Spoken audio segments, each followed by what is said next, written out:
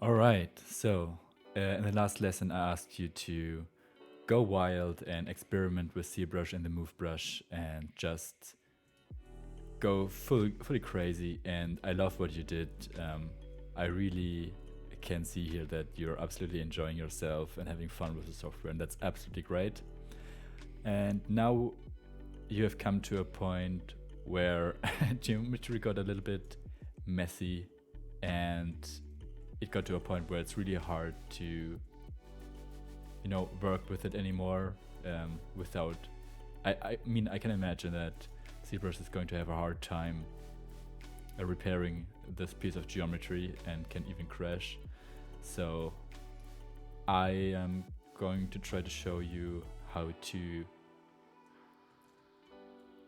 repair this kind of geometry, or at least try to repair it, what to do if you're not able to repair it, and maybe what's a better way of going crazy without going too crazy, if that makes sense. So for this example, I'd say let's try to focus on this upper part here, this kind of umbrella that goes on top of your head. Just quickly gonna make a selection with the multi-selection function of the gizmo. So I'm just selecting these pizza boxes right here, selecting everything I don't want, just select this. And now I say new folder. Yes, I want to do that from that selection. Let's call it ASDF, because why not? And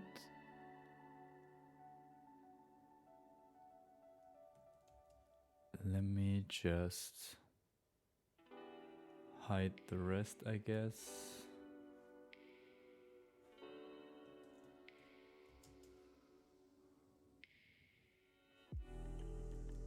Or at least I'm going to merge that folder, that chess piece, just give it a single color, so I know what's what.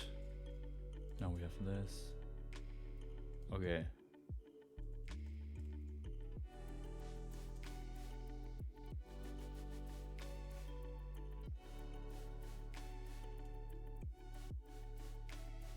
So I really like that you worked with different colors to kind of get a better overview of the different layers you have going on, which is great, but it still seems to be quite confusing here and there.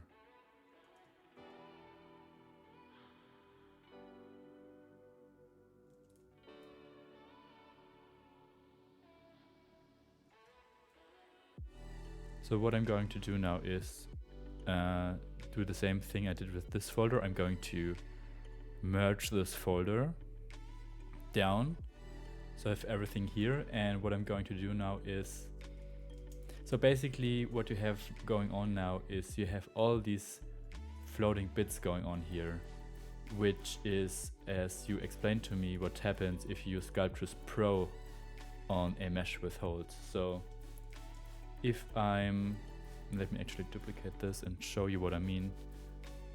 Let's pick this piece here.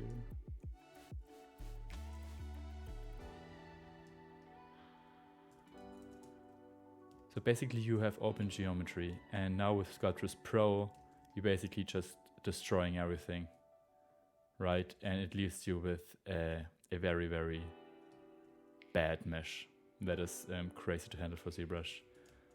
So instead of doing this, what I do right now is,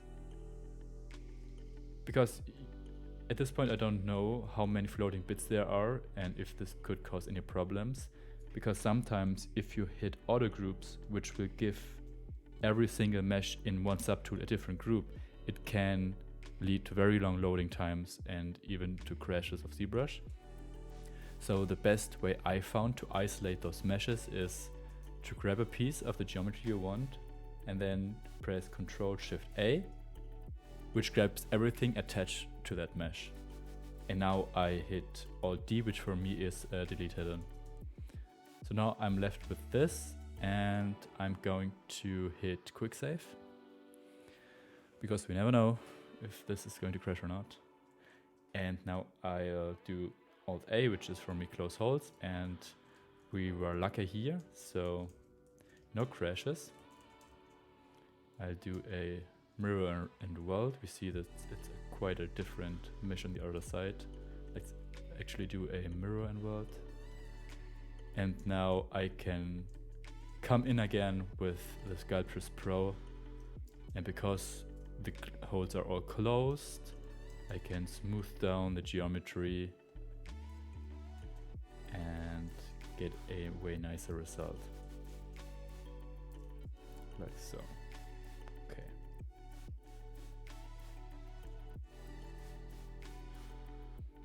So this is what I would kind of do to recover those meshes and clean them up.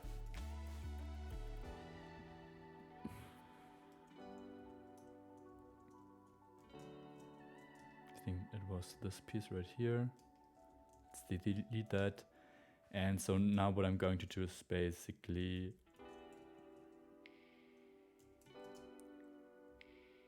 grab all those pieces,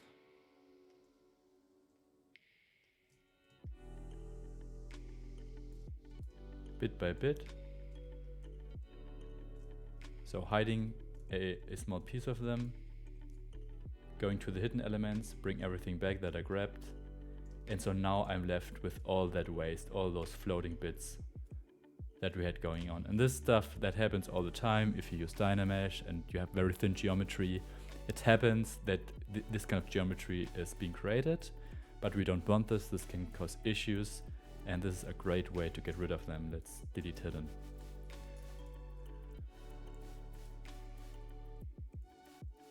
So another thing that I would advise you to do is try to keep those different colors through the different meshes as well.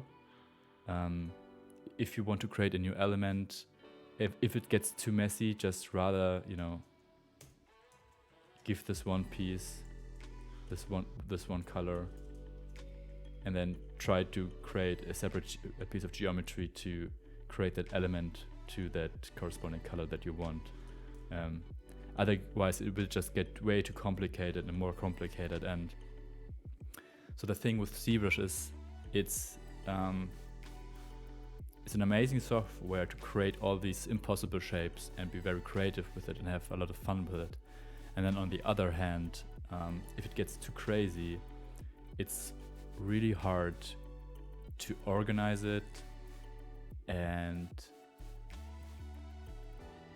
to come to an end result, basically, because we have way too much freedom. So in a sense, we also kind of have to limit ourselves. So it's this fine balance we need to find between using the freedom we got from Zbrush and then also limit ourselves. Now take a deep breath here and then, and don't go too crazy. Take our time to clean up the geometry. Establish the rules that we set ourselves for the design we're making, and then continue, right? So let me grab this piece. First of all, let's do another mirror and weld, because I see there's some asymmetry going on. I'm gonna grab this piece, and same problem here. Let's split hidden.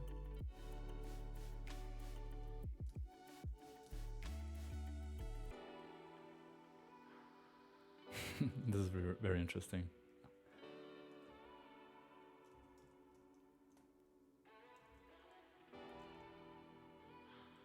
Okay, I'll just pray to the gods and do a quick save and then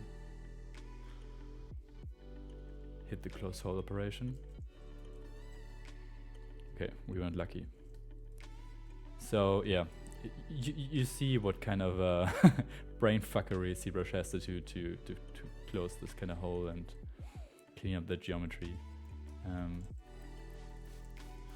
Nothing much we can do than just try to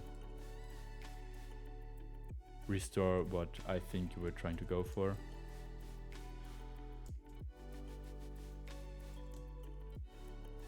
Let's dynamesh this. Let's actually see how much, maybe a bit more. 500. You know, give it some kind of geometry that you have enough definition, but also keep it light, you know, that now we can again come in and clean this up.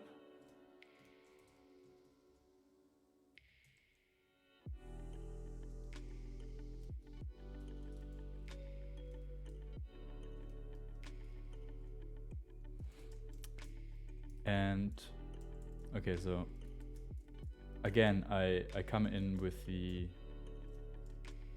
Sculptris Pro and I see this is happening, right? So I know I have to go a step back, do close holds operation, and then I can come in and I get a clean result. Also, if you use Shift, so smoothing with Sculptris Pro, and then you release the Shift key, it will actually try to retain the geometry better and even gives like somewhat of a inflating effect to it. So with thin geometry, this is a really nice way to not destroy the geometry while using Sculptris Pro. You see, I'm now not holding down the Shift key. Now I'm holding down the Shift key, now I'm releasing the Shift key.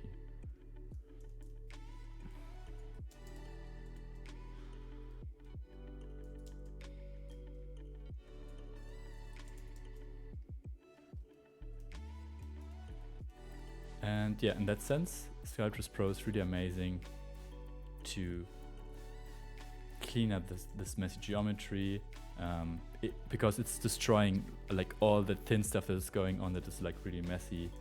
And at the end of the day, if you go like really crazy, it will reduce everything to a ball, right? So it reduces the craziness to its simpler shapes, basically. That is what it's doing.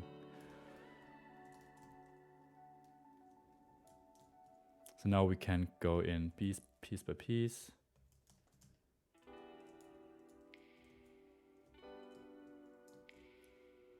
Do another quick save.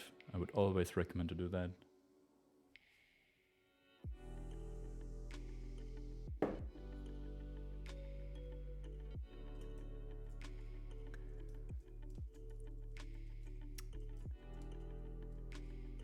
You see all these holes got kind of closed down. Now we can come in again, clean it up.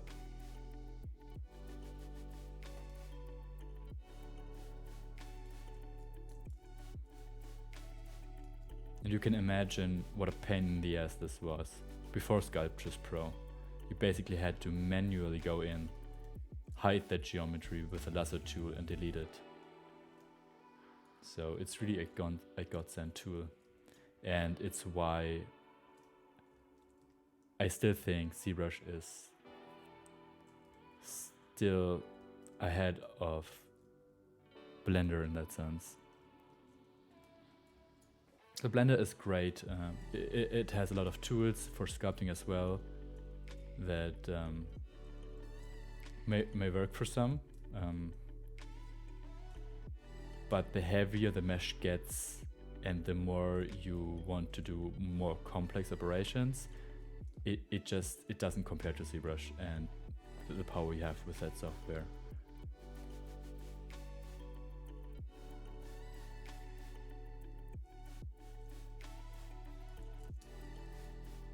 Okay, so I think this is almost done in terms of being stable enough to not crash Zbrush with the next Dynamesh.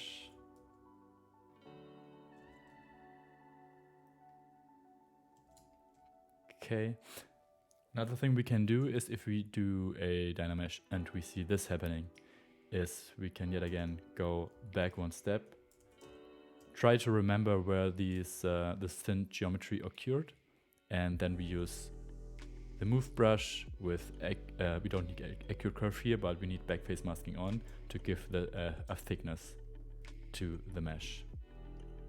So then we can use Dynamesh once more. We still see we have stuff going on here. And yeah, we just close those holes with the backface masking.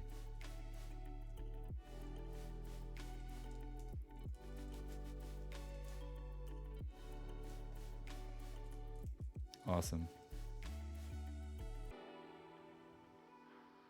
And to the next piece. Let's grab this one.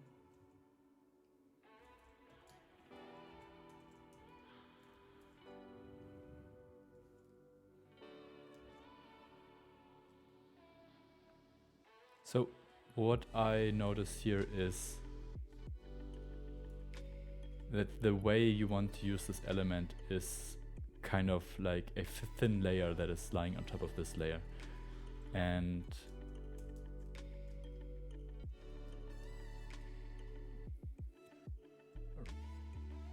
I personally think it's kind of hard to repair this mesh quickly the way you want it.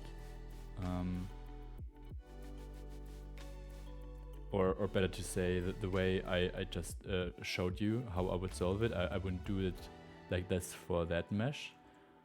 What I would actually try to do is come in with the polish, do a zero mesh with same. And now I'm going to paint out the layer that I want instead. So this is a way that I would use to clean up geometry where I will later know this is just going to be a layer and not thick geometry.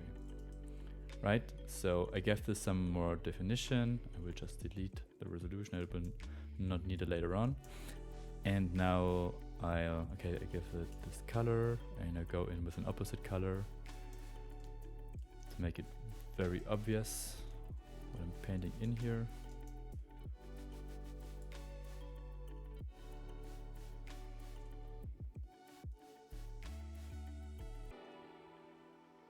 Actually, I don't have to do that even. Just have to paint in the outline.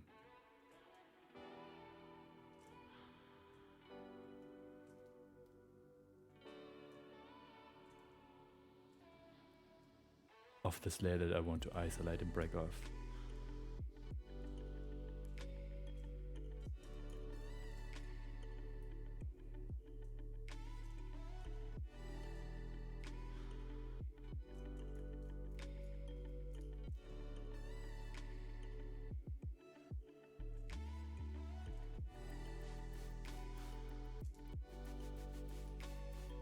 Okay, so now this is basically like a closed frame that I drew.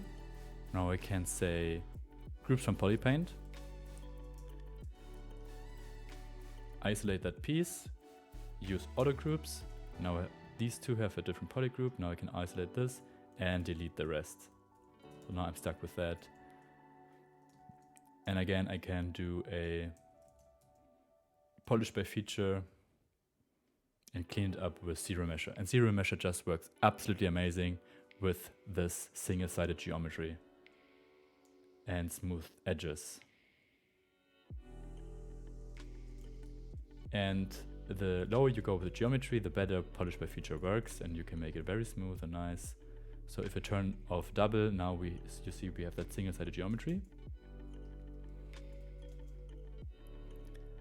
And now this is very easy to clean with the edge polish, for example.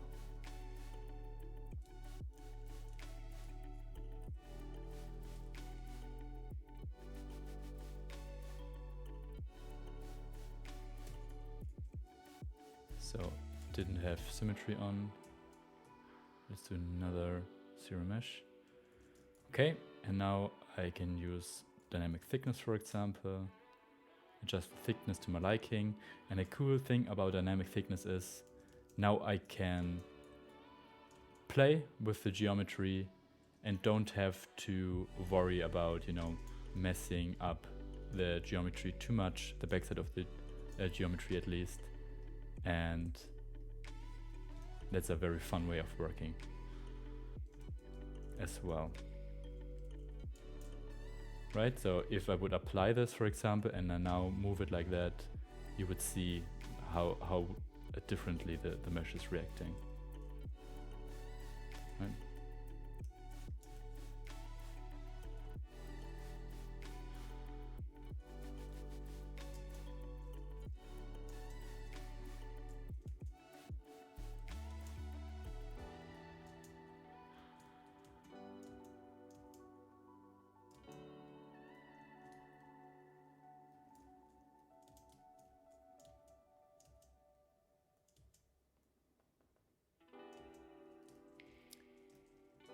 So now I can just concentrate on the graphic feel of this element.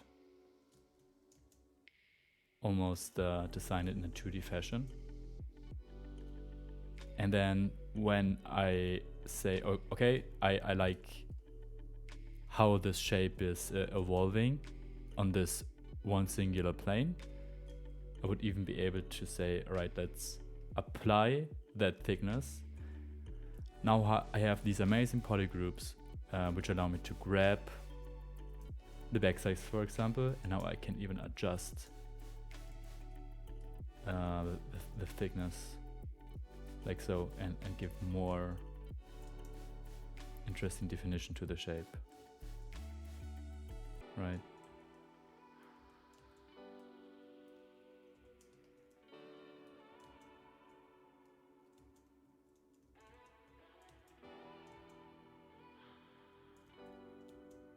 And at any time, you can go back, just grab that piece, delete hidden, and start fresh.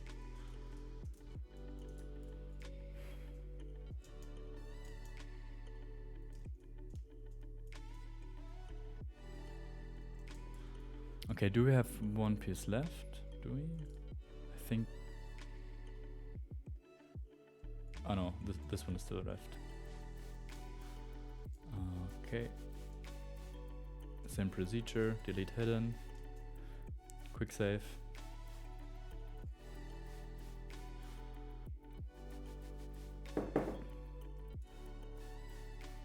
Close holes.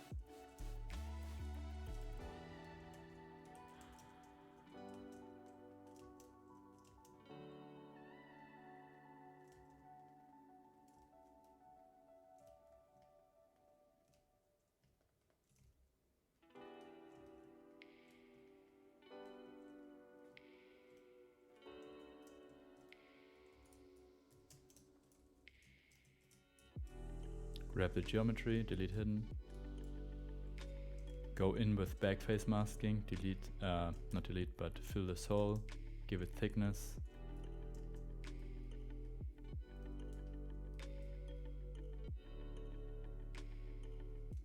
Dynamesh it, give it a nice move.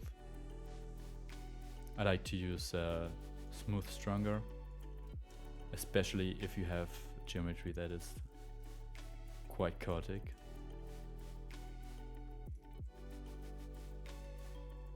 And you want to get rid of a lot of noise. And smooth stronger, I think you can find in the brushes. And here's like a smoothing folder. And with smooth stronger. And I just appended it to my UI. Pretty much always use smooth stronger.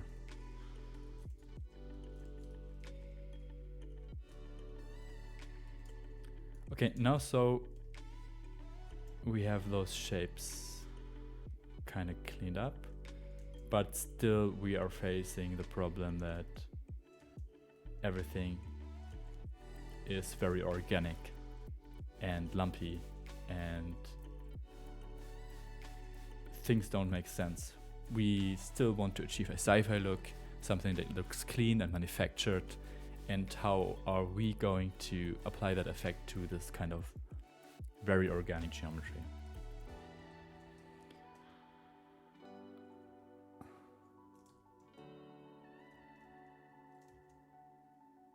And the answer to that is actually there are many different ways. You can use C-Modeler and use a very old-fashioned sub-D kind of workflow, or you go full Dynamesh and do everything very custom, which also can be quite tough because it gives you a lot of freedom. This is mostly how I design, but honestly, I am thinking more and more about how to reduce that workflow and go back to a more traditional kind of method. Not only to have it easier for me to make design decisions, because it might sound weird, but the less options you have, the easier it will be for you to design at some point, because having too much freedom, it will stun lock you at times. But also another method is, if you're working with Dynamesh, and sorry if I'm blubbering on too much, but this is a topic I'm thinking about almost every day and trying to come up with a very good solution, is to sort of think about all the rules of design and also thinking about what the later stages of modeling and designing will look like. Especially if a production artist is going to grab that. In that case, I think you are going to be the production artist if you're going to bring this into Unreal and whatnot. How is he going to utilize your mesh, And the more sense your geometry makes, the better it will be in the industry and for in a gaming environment for someone who gets your model to work with it. So the trick here really is to master great design by still using very basic modeling operations, so to say.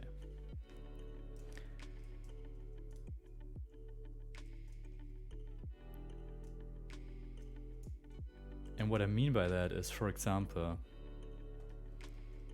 one rule we could apply is that we have edges that connect to each other, that we have planes that are established.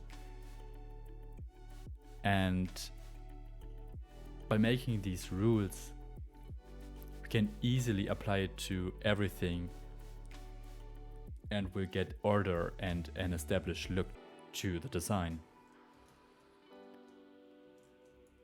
So right now, for example, with this kind of mesh, let's actually go away from the screaming red. What I'm trying to say is, right now, what you have here is a form that doesn't have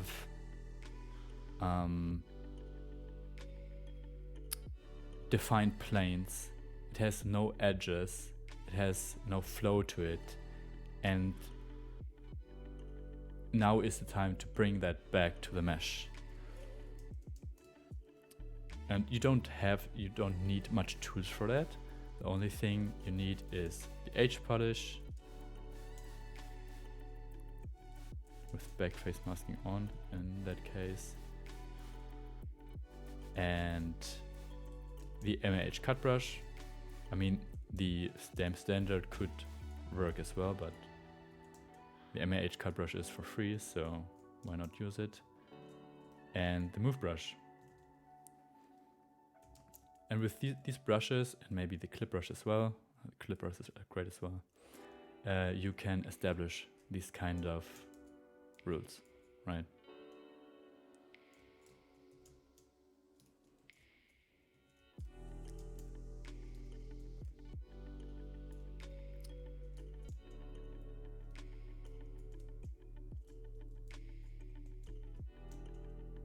So when I see this, I want to clean it up. I want to bring it back to a more generic geometry, basically. So I fill it up, bring back those clear plane changes, trying to see where are the different planes interacting with each other, how are they connected with the edges and whatnot. So do you see how this edge is flowing into the thickness of this, and this edge is coming in here, right?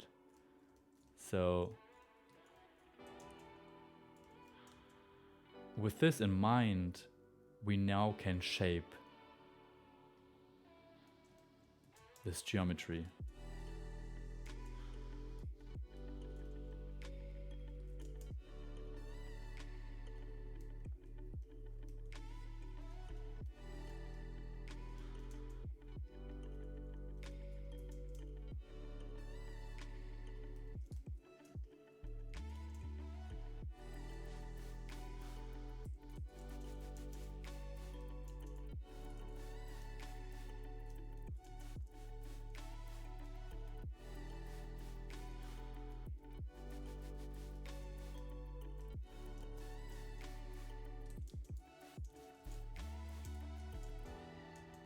And you really just want to avoid all the lumpiness that is going on here, at least for now, because it will be way easier to establish all those secondary shapes and form stages once a solid primary shape is established, right?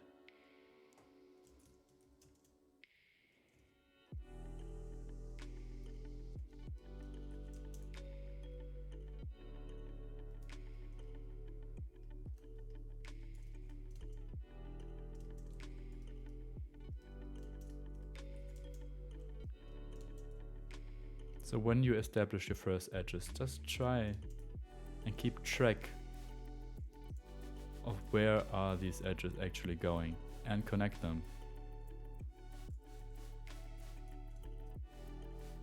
And then you will come to a point where you see, okay, this edge, it has nowhere to flow, or it flows into nothingness, and then you can simplify your shapes. And it's a great thing to simplify your shapes. You should do that at the beginning of your design stage.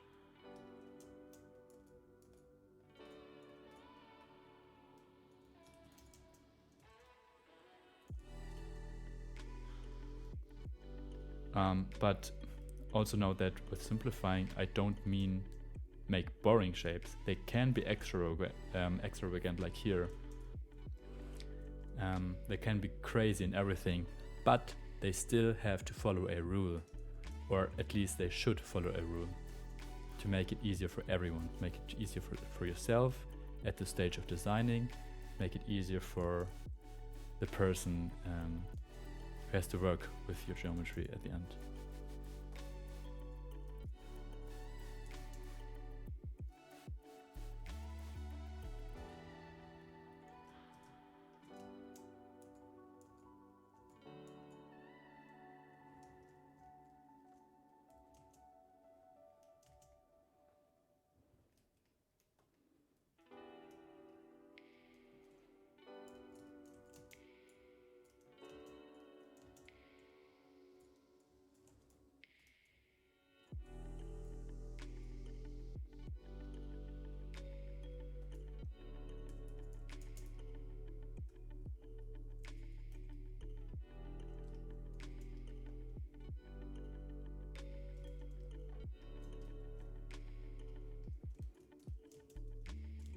And if you still want to keep this kind of organic feeling to it, you can use smooth on hard edges, which basically are going to be simulating bevels, nice fat bevels that give an organic feel to it.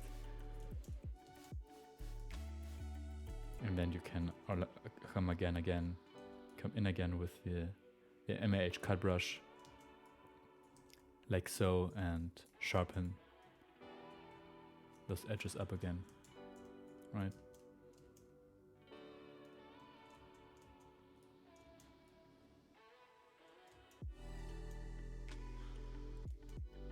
what always works for me is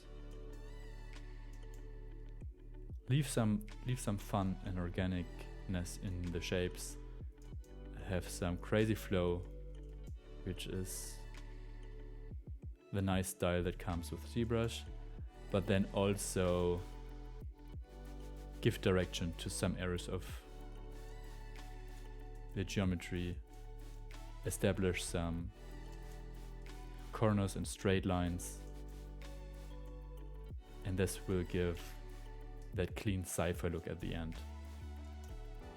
So it's like a combination of having like some kind of organic shapes, but then as well just going to draw that in, give some more structured forms to that.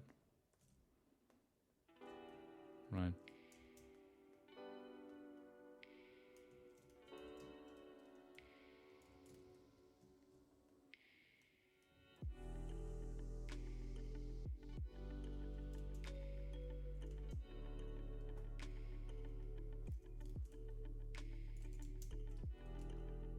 So a great way to establish that is to use the MAH cut brush and then just hold on Control and get that straight edge in wherever you see fit.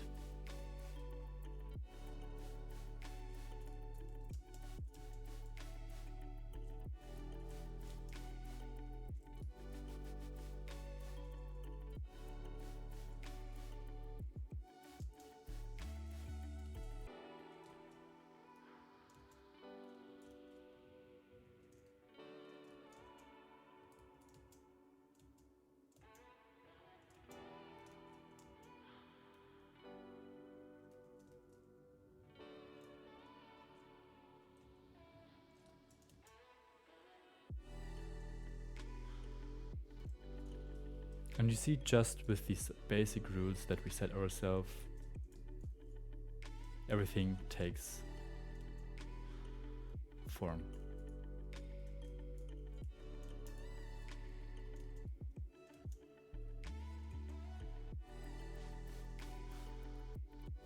Obviously, this is some kind of craziness we would like to avoid. When something like that happens, I'll be just going in with the move brush and dynamic thickness. I'll just get rid of all of that stuff for now.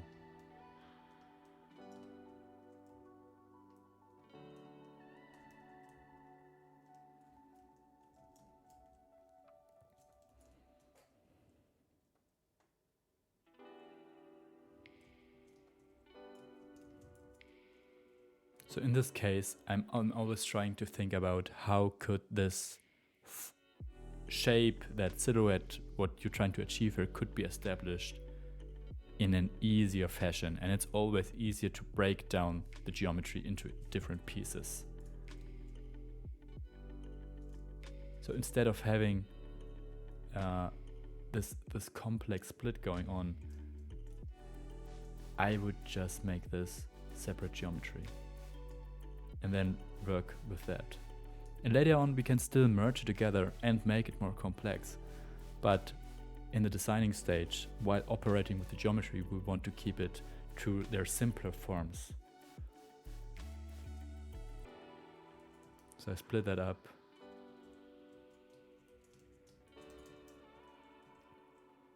Fill that hole. And so I'm going to bring this down, this down, this down. So I'm going to merge these pieces together, which I think would make up one piece.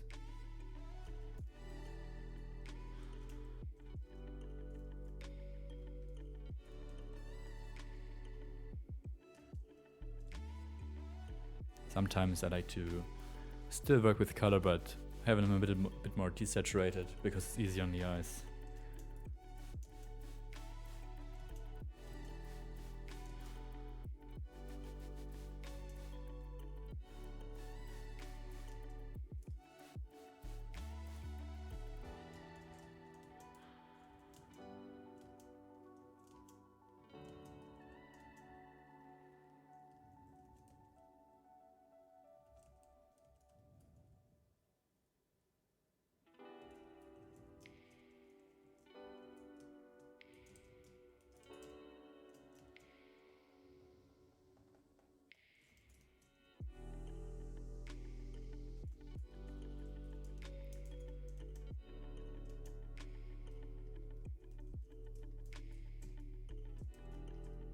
Again, trying to simplify the geometry.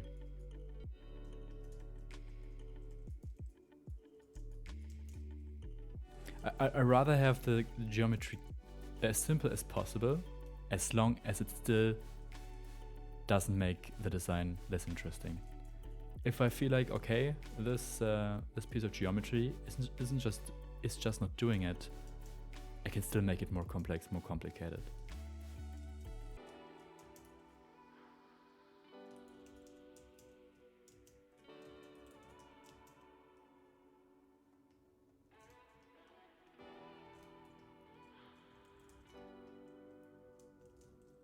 But it's always the easiest if you are working with a shape where you can still understand where the back and the front are, right?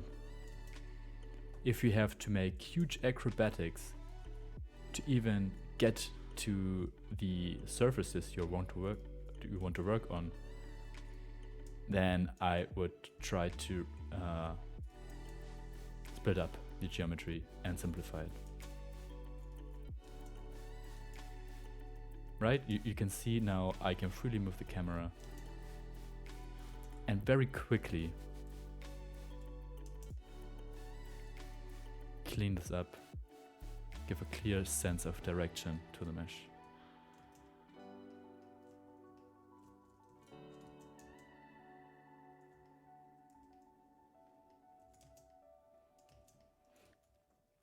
And so I'm rotating the camera. I try to see what is this geometry offering me that you created in a playful and fun way. And now I'm going back and being the bad parent. Not the bad parent, but you know what I mean. I'm now going in and kind of apply these rules again. I see corners, I see curves that maybe should be like straight again. We still have some nice shape here. What can be a nice rule to follow is you have a nice curved edge, but that curved edge is maybe then turning into a straight edge, and that gives a nice form language, in my opinion.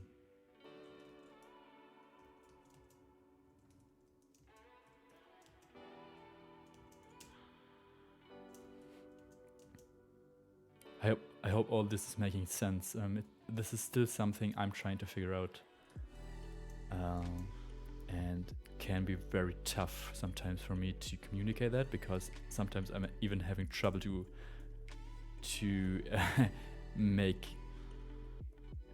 have it make sense for myself as well. But I think I'm getting there slowly.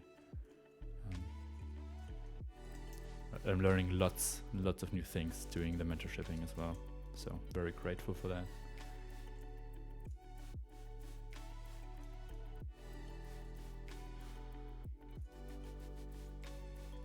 I see this, I go in with the move brush, going back with the edge polish, right? It's very, the tools are easy. Just switching between 4 brushes maybe at tops, you know, to establish these kind of shapes.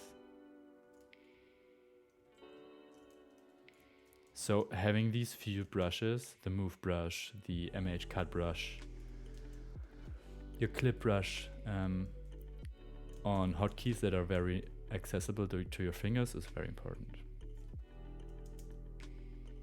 That's why I'm also having a video just focusing on hotkeys and your UI on my YouTube channel.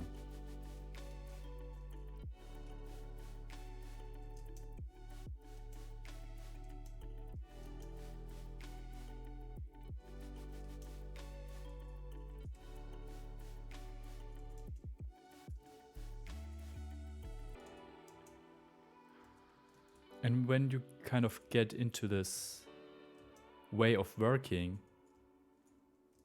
it gets a true habit, and right now I'm basically on autopilot, which enables me to actually spit out words at the same time, which is usually very hard for me while working.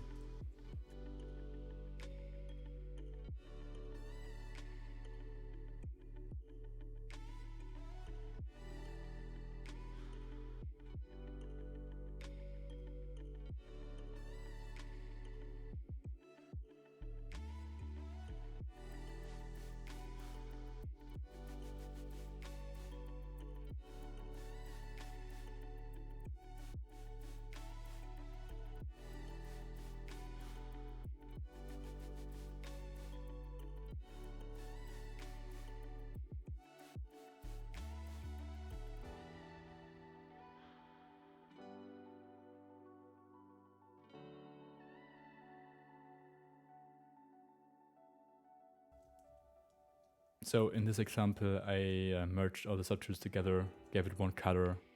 I can also say give all these different meshes the polypane from polygroups. So now I have them separated in color again.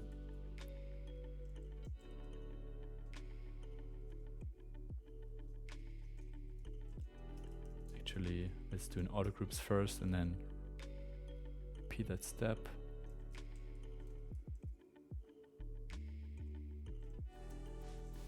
And I'm trying to see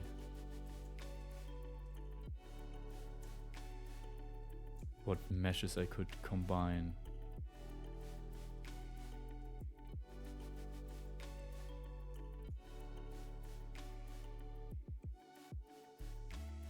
To simplify what I have going on. Here, maybe this shape is connected to this shape.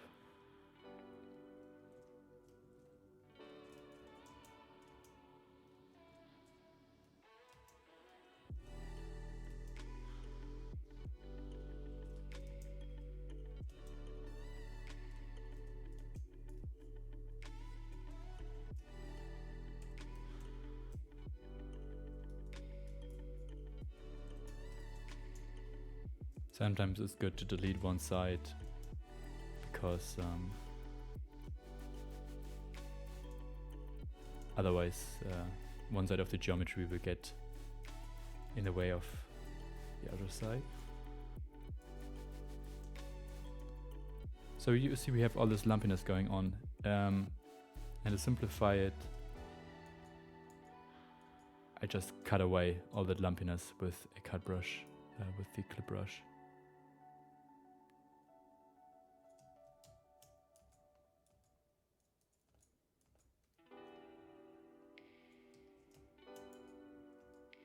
Because with these concave shapes, it's sometimes tricky to get in with the edge polish.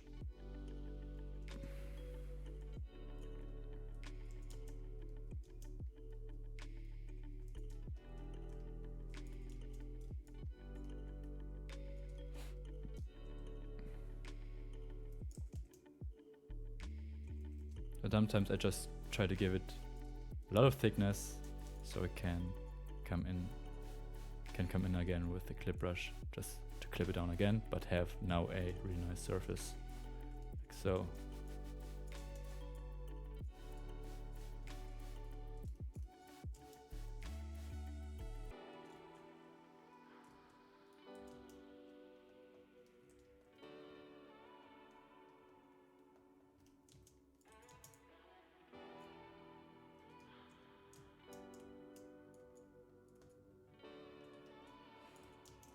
And even if all of that doesn't even make sense later on, just by doing this process of cleaning up the mesh, you will start to see the synergy between your different elements, and you will truly become a designer.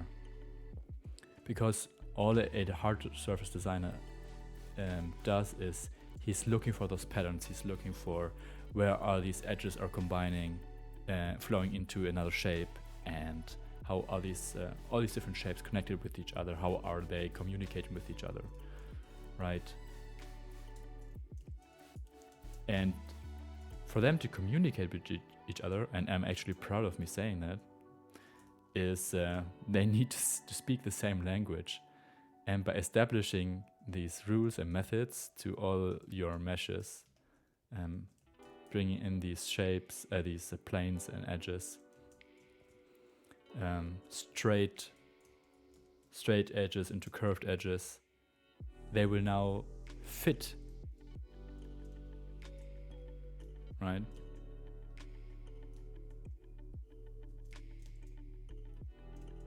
And also in that process, you will basically establish your style. How much straight lines are you using? How much curved lines are you using? That is all style depending, right? There is no right or wrong. There's only, does this follow a style or not?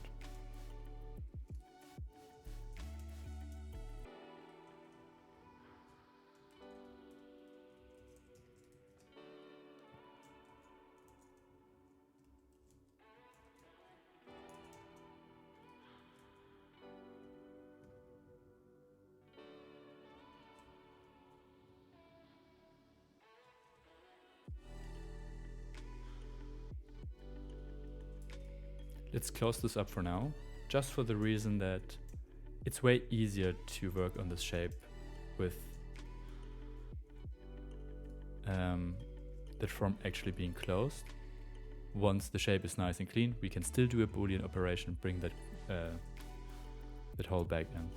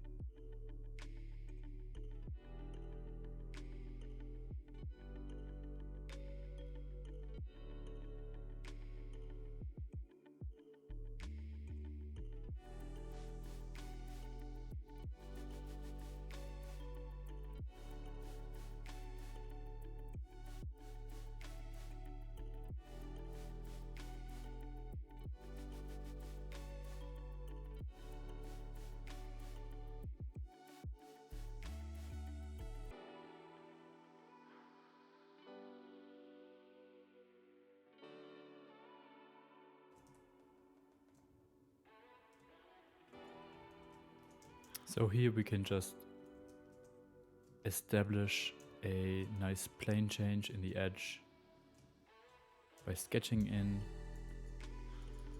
the edge like so and just clipping it down.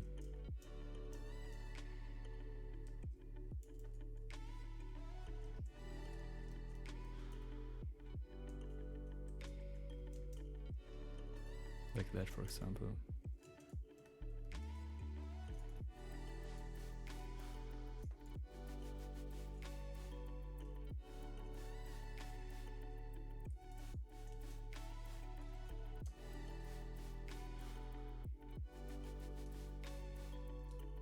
Oops.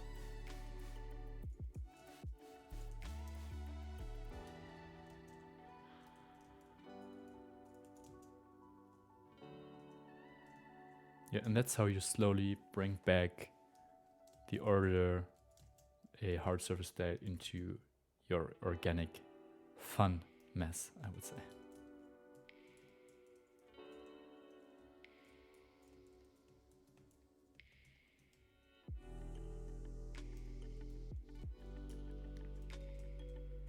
Just one last trick I would like to show you. Let's split that off. A cool thing I learned from Mike Nash is you can actually take a geometry like that and smooth it until it's like a very, very thin string.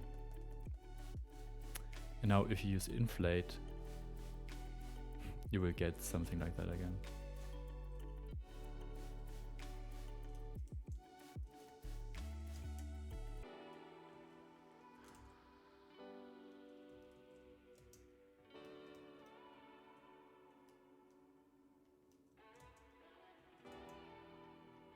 That maybe could be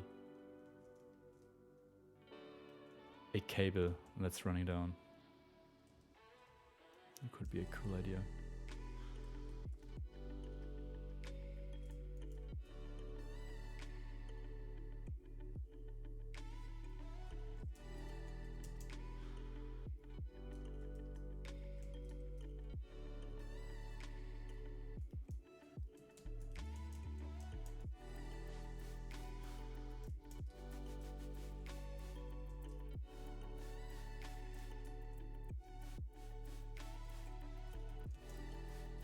That is a detail that I like to use a lot, is the clip circle. Looking from a specific angle and then with Alt pressed down, creating this kind of inset.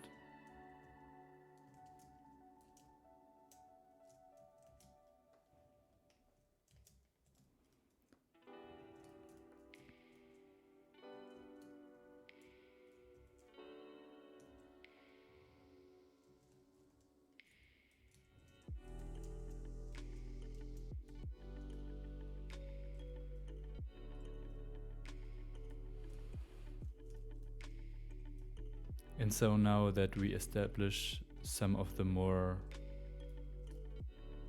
straight shapes, we can give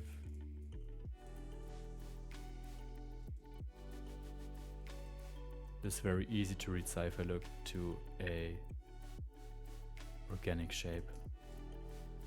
And it starts to feel familiar, it starts to feel like it's from a specific universe and doesn't feel completely out of place anymore.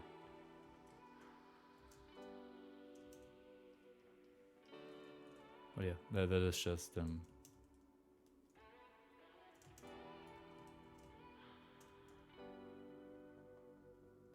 stuff to think about when you establish your primary shapes.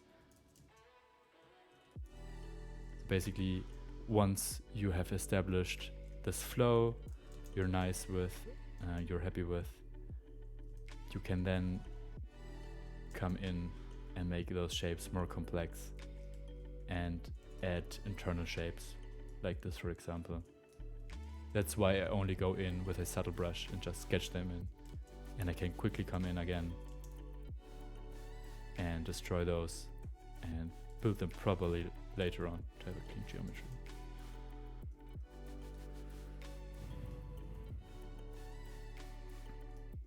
And yeah, I really hope this helps and gives you a better understanding. And the only thing I would advise you to do if you are continually building these kind of geometries, let me just put in a sphere here.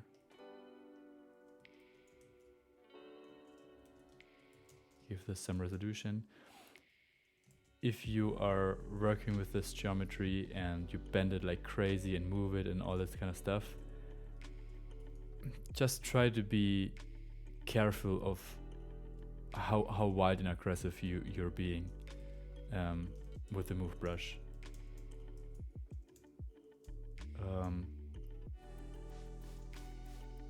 Try to be a bit more kind to your mesh, and once in a while, if you see the mesh is getting too distorted,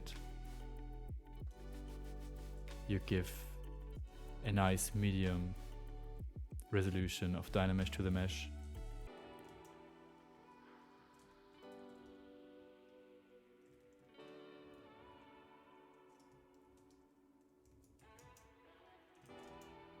You know, you can be quite aggressive, but just a little bit mindful and just doing regular Dynameshes to assure that your geometry is holding up. right? And in between you can still come in, do a quick defined pass of your mesh, right? And then keep deforming it.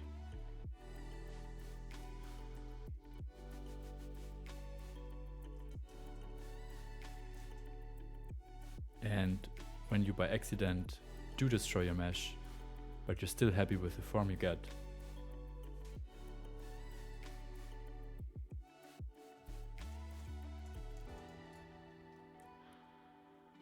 quickly do the Dynamesh, close holes, and then go straight for the Sculptris Pro cleanup. Only takes a couple of seconds, but now you're again free to go to have fun with your mesh.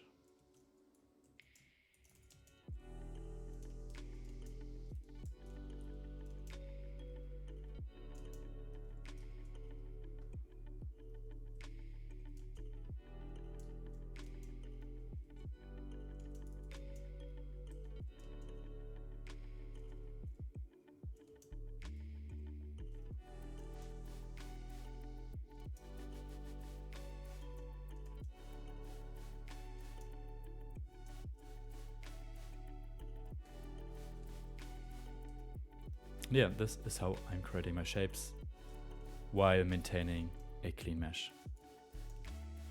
Cool. Happy to see your progress in the next feedback session, and I see you in the next one. See ya.